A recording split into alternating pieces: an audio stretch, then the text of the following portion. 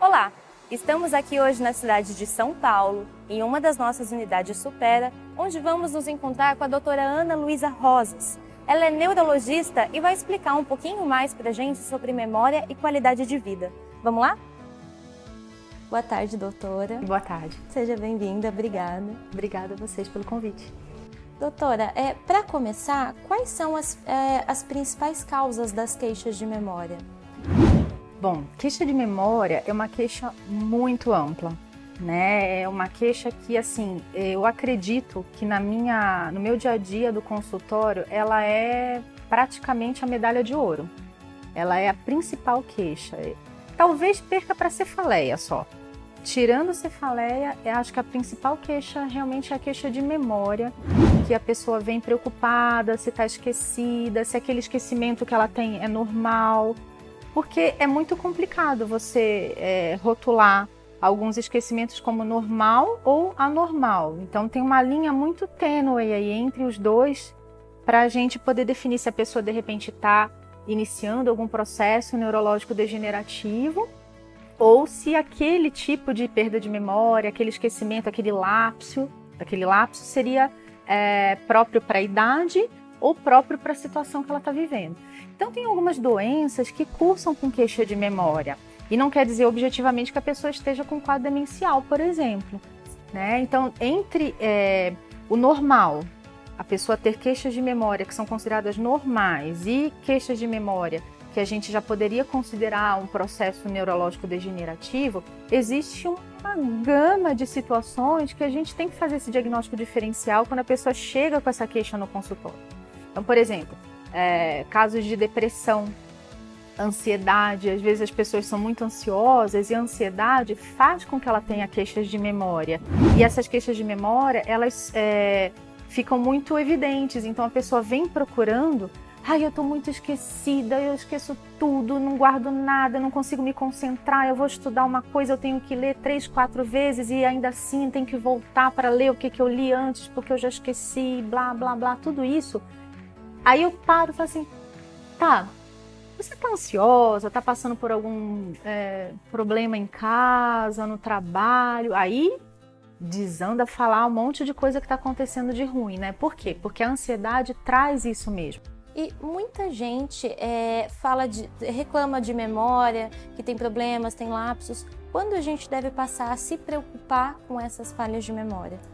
Quando essas queixas de memória elas vierem junto com digamos assim, uma queda na função da pessoa.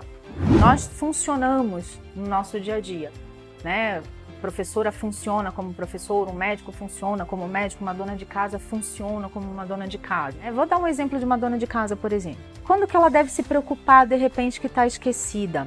Ou que o esquecimento dela é preocupante? Quando, junto com o esquecimento, ela nem tanto, mas os familiares vão começar a notar que tem alguma coisa errada com ela, que ela está trocando as bolas na cozinha, está errando receita, que ela antes não precisava nem olhar um livro de receitas ou a receita em si que ela já sabia de cor, já não está mais fazendo, a cozinha que era organizada está começando a ficar desorganizada, então a pessoa vai perdendo as funções, vai ficando difícil para a pessoa realizar determinadas tarefas que ela antes realizava com muita competência ou com facilidade. Então, quando isso começar a vir junto com uma perda de função, talvez seja a hora de parar e procurar uma ajuda médica para ver se realmente está tudo dentro dos conformes, entendeu? Porque o problema não é esquecer de pagar uma conta, é esquecer de como se paga uma conta. Esse é o problema. A principal palavra em se tratando de preocupação em relação à memória é o como, não o que esqueceu de fazer propriamente dito. Então, se tem uma conta para pagar, esqueceu de pagar, tudo bem, se a pessoa estiver bem das suas funções cognitivas, digamos assim, ela vai se tocar dessa falha, nossa, esqueci de pagar a conta, é mesmo, agora o que eu faço? Vai entrar no site, vai tentar tirar uma segunda via da conta para pagar, vai buscar uma solução.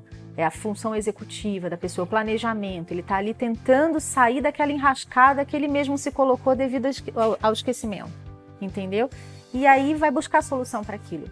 Uma pessoa que tem um problema de memória ou um esquecimento e ela não consegue buscar solução para esses problemas, começa a ficar com as funções alteradas, aí começa a ficar preocupante, porque a gente pode estar diante de uma doença degenerativa. Quando a gente fala em doença neurológica degenerativa, eu estou praticamente falando aqui da doença de Alzheimer mesmo, tá? Que é a mais comum, cerca de 60% dos casos de demência, de todos os casos de demência são demência de Alzheimer. Então, quando a gente estiver falando nesse sentido de doença neurológica degenerativa, é o Alzheimer a que eu estou me referindo. E aí é importante buscar ajuda médica, porque essa queixa de memória não está mais normal, digamos assim, né? Então a gente pode afirmar que se a queixa de memória vem acompanhada de outras falhas em outros sentidos, isso pode indicar o início de um processo demencial? Pode indicar sim, e também temos que lembrar do comportamento.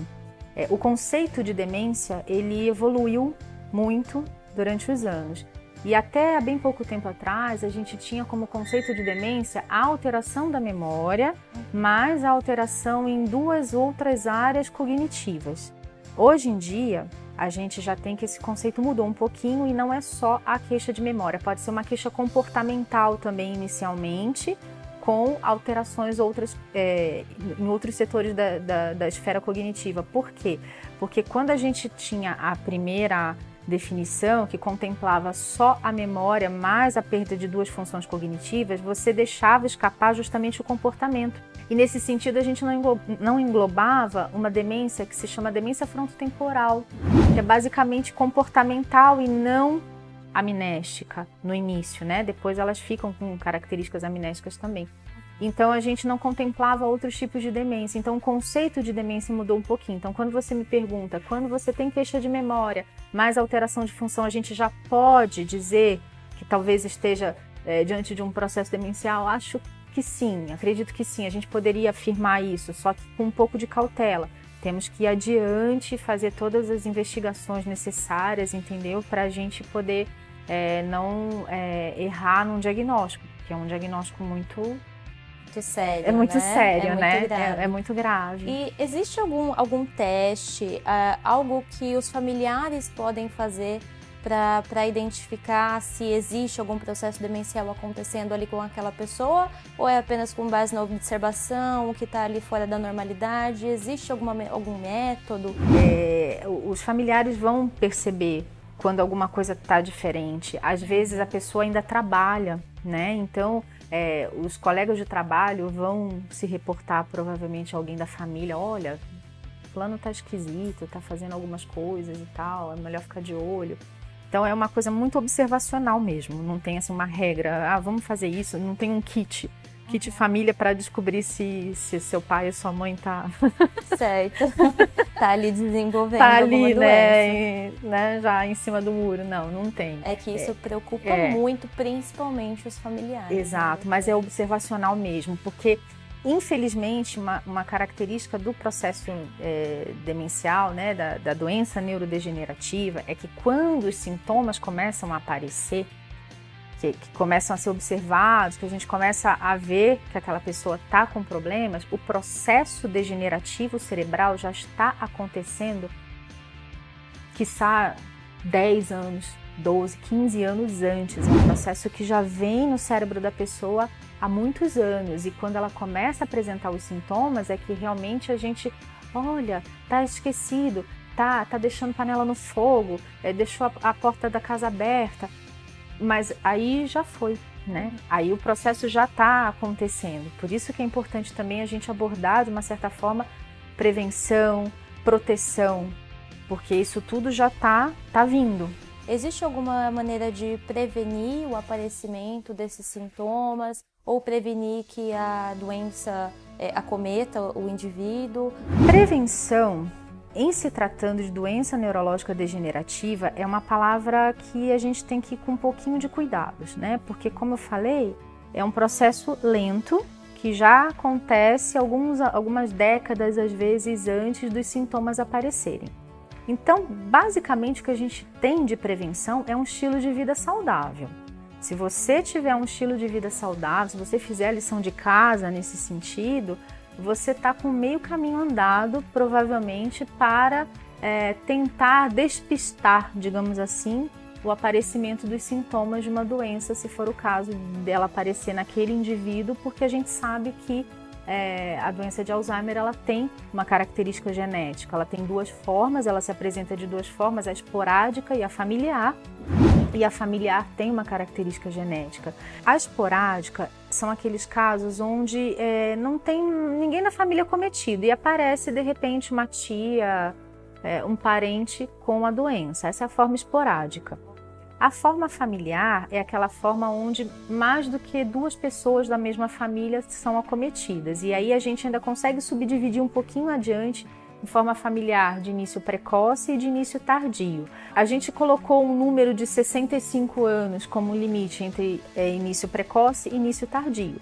Mas, infelizmente, a gente tem visto que esse número 65 é capaz de, daqui a algum pouco tempo, ir um pouquinho para baixo, assim, por exemplo, uns 60. A gente já tem visto formas da doença de Alzheimer surgir em pessoas um pouco mais jovens. Por isso que é muito importante esse conceito da prevenção, do estilo de vida adequado, porque você consegue não barrar o processo, mas você consegue protelar bastante o início dos sintomas quando você estimula a sua reserva cognitiva, quando você faz atividade física. Tudo isso vai contribuir para uma qualidade de vida boa.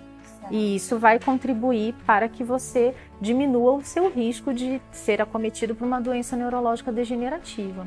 Tá, então a gente pode afirmar que é possível postergar o aparecimento dos sintomas a partir de um estilo de vida saudável, certo? Possivelmente.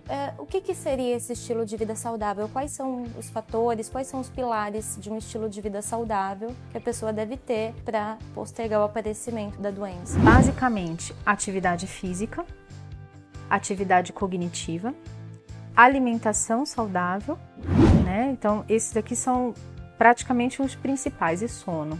Hoje em dia tem se falado muito na dieta mediterrânea. É nada demais. A dieta mediterrânea é sinônimo de dieta saudável. Então, é uma dieta baseada em muita fruta, verdura, poucos alimentos ou quase nenhum alimento condimentado no sentido de industrializado, né? Não é condimentado, desculpa, falei errado. Condimentos não, é de industrializados, né? Então, a gente busca uma alimentação à base de frutas, legumes, verduras, muitos grãos, uma gordura boa de frutas das oleaginosas, abacate, tudo isso é uma dieta saudável. Peixe, né, que é rico em ômega 3, um pouquinho de vinho, né, um pouquinho, não faz mal não, pouquinho. Muito bom. Então, tudo isso é uma alimentação saudável, que é a que a gente conhece como dieta mediterrânea, né, porque os estudos de demência foram feitos baseados nessa dieta mediterrânea. Mas é basicamente uma dieta saudável. Os alimentos são esses, fruta, verdura, legume, grãos, oleaginosas, fontes de gordura boa, né? Coco, granola, coco, girassol, enfim, nozes, né? Tudo isso. Toda essa... É boa, né? Comida boa, né? Comida boa, gostoso. Comida muito boa. Bom peixe. Eu gostaria de viver de comida mediterrânea o dia inteiro, né? Vinho mesmo. Não é? São comidas gostosas. Não é? E pra gente finalizar, doutora, existe alguma atividade que a gente possa fazer no nosso dia a dia, no cotidiano, para estimular a nossa memória, o nosso cérebro? Tem sim, tem várias. O estímulo cognitivo, na verdade, ele vai acontecer toda vez que você fizer o seu cérebro, digamos assim, sair da zona de conforto. Aprender novas coisas. Então, o novo aprendizado é sempre muito favorável na questão da neuroplasticidade, no desenvolvimento de novas sinapses e novas alternativas neuronais, digamos assim. Então, tudo que você ensina ou tenta ensinar para o seu cérebro de novo é bom. Então, tudo que você não faz e que passa a fazer é legal. Então, aprender uma nova língua, aprender um novo hobby, de repente um instrumento musical que você gostaria de aprender. Então, aprendizados novos sempre são interessantes. Só que você não pode passar sua vida inteira, cada dia, querendo fazer uma coisa diferente, porque não dá, né? Você pode... Gera ansiedade, não dá, né? Gera ansiedade, você não vai conseguir gerenciar tudo de uma forma muito... que dê tempo de você fazer tudo, né? Enfim. Mas o que a gente pode é já treinar também os conhecimentos adquiridos. Treinar os conhecimentos adquiridos é uma forma também de você estimular o seu cérebro, fazer uma ginástica no seu cérebro, digamos assim. Então, qualquer atividade que exija raciocínio lógico, buscar novos, assim, alternativas para o mesmo problema, então buscar soluções. Então, atividades onde você busca soluções para os problemas, busca novos caminhos, novas soluções, isso tudo estimula o cérebro. Então, por exemplo, palavra cruzada, sudoku, cubo mágico, atividades com as mãos que você tenha que unir habilidade manual, fina, e raciocínio, aquela teia de gato, como é que é o nome daquilo? Que você faz com elástico. Eu conheço a brincadeira, não me lembro do nome ao certo, mas lembro. Aquela brincadeira que crianças fazem, inclusive, sim, né? Mas vai chegando numa certa hora que vai ficando difícil você sair daquele emaranhado, e você tem que pensar, né? Você tem que talvez lembrar do passo anterior para você desfazer aquele. Então, tudo isso é interessante. E são atividades divertidas de serem feitas também, né? de figuras, jogos da memória, tudo isso vai estimular de alguma forma você raciocinar. Jogos de tabuleiro. Agora, uma coisa que a gente tem que também ter em mente é o seguinte: se a pessoa nunca gostou daquilo, porque também tem isso, não adianta você dizer que tal coisa, tal exercício, tal brincadeira é legal se a pessoa não gosta daquilo. Então, se a pessoa nunca gostou de fazer aquilo, ela não vai gostar de fazer aquilo numa situação onde ela esteja tendo que fazer para aprendizado, para reforçar a cognição. Aquilo vai ficar chato. Então, você tem que trazer para o dia a dia da pessoa tanto os idosos saudáveis quanto os idosos com comprometimento cognitivo, você tem que trazer as atividades que a pessoa vai gostar de fazer para aquilo poder funcionar como uma ginástica cognitiva, senão vai virar uma tortura cognitiva, né? Então, a pessoa tem que gostar daquilo que está fazendo e se inteirando e fazendo cada vez mais aquilo vai estimulando o cérebro de uma forma positiva, e aquilo vai virar um estímulo positivo. Ela vai gostar de vir para a aula, ela vai gostar de se encontrar com os amigos para fazer uma atividade. E o social também é importante para o estilo de vida, você criar os laços sociais, melhorar o estímulo, o convívio, isso também vai ser importante na hora da gente juntar lá naqueles pilares do estilo de vida e da vida saudável. Então, isso também precisa ser levado em consideração. A atividade cognitiva, ela é importante, ela é fundamental, mas ela tem que ser individualizada. A pessoa tem que gostar de fazer o que está fazendo para aquilo não ser uma coisa maçante, entendeu? Ser uma coisa onde ela possa tirar o maior proveito possível daquilo e realmente ter a função que é o estímulo cognitivo feito, né? Aprendido. Obrigada, doutora, pelos esclarecimentos. Se você gostou dessa conversa, curta nossas redes sociais e compartilhe esse vídeo. Até a próxima!